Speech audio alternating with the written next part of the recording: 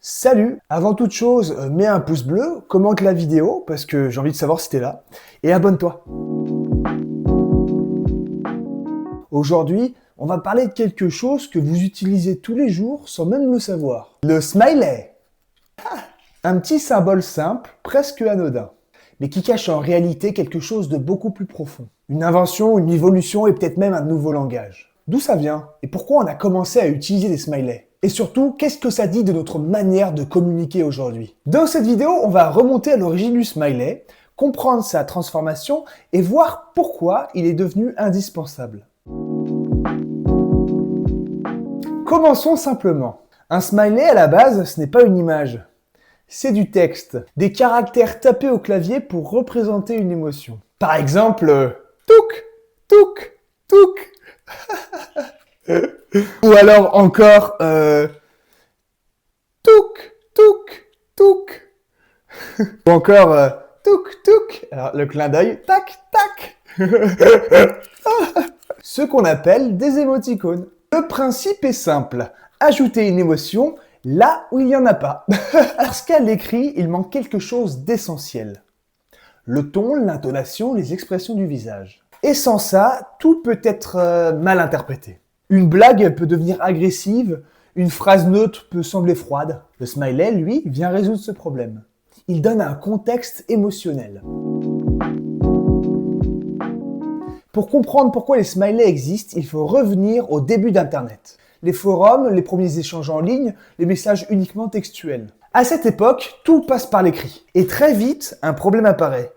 Les gens se comprennent mal. L'ironie passe mal, l'humour passe mal, les conflits apparaissent facilement. C'est dans ce contexte qu'en 1982, un chercheur nommé Scott Fahlman propose une idée très simple. Utiliser les deux points, le tiret du milieu, une parenthèse pour signaler une blague. Et deux points, tiret du milieu et une parenthèse inversée pour signaler quelque chose de sérieux. C'est discret, c'est simple, mais c'est une révolution. Pour la première fois, on ajoute volontairement une émotion dans un message numérique. Très vite, ces symboles se répandent. Ils deviennent alors une habitude, une norme, une culture. Mais Internet évolue et les smileys aussi. Dans les années 90 au Japon, un designer nommé Shigetaka Kurita va aller encore plus loin. Au lieu d'utiliser des caractères, il crée alors des petites images. Les premiers emojis. Waouh! Cette fois, il n'y a plus besoin d'imaginer un visage, on le voit directement. Et avec l'arrivée des smartphones, alors là les gars, tout explose. Aujourd'hui, les emojis sont partout. Dans les messages, sur les réseaux, dans nos conversations quotidiennes. Peut-être même votre mère vous a déjà envoyé un petit cœur en emoji. Voilà. Et surtout, ils ne servent pas juste à décorer. Ils modifient la manière dont on parle. Un même message peut alors complètement changer de sens selon l'emoji utilisé. OK, point, alors on n'a pas la même signification que OK, emoji qui sourit classique. Ou OK avec un emoji barre. L'émotion devient une couche essentielle du message. Et petit à petit, on ne communique pas seulement avec des mots. On communique avec des intentions. Si les emojis existent, ce n'est pas un hasard. Ça répond à un besoin très humain, celui d'exprimer des émotions. Même à distance, même à travers un écran. Parce que communiquer, ce n'est pas juste transmettre une information. Non, c'est aussi transmettre une intention.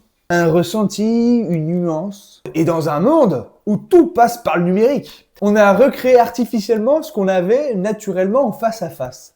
Les expressions, les émotions et les réactions. Mais cette évolution pose aussi des questions. Parce que les emojis ne sont pas universels dans leur interprétation. Un même emoji peut dire des choses différentes selon les personnes, selon l'âge, la culture, le contexte. Parfois, ils clarifient, et parfois, ils ajoutent encore plus d'ambiguïté. Et à force de simplifier les émotions, on peut aussi les réduire. Au fond, le smiley, c'est pas juste un symbole. C'est une réponse, une adaptation à une communication devenue distante, froide, numérique. C'est notre manière de réinjecter de l'humain dans le digital. Et peut-être que la vraie question, ce n'est pas pourquoi on utilise des emojis, mais plutôt est-ce qu'on sait encore communiquer sans eux? Ouais. Si cette vidéo t'a plu, eh ben, like-la, voilà, partage-la, abonne-toi. Dis-moi en commentaire si est-ce que toi, tu utilises souvent des emojis? Est-ce que tu penses qu'ils améliorent ou est-ce qu'ils compliquent selon toi la communication? On se retrouve très bientôt pour une prochaine analyse. Ciao!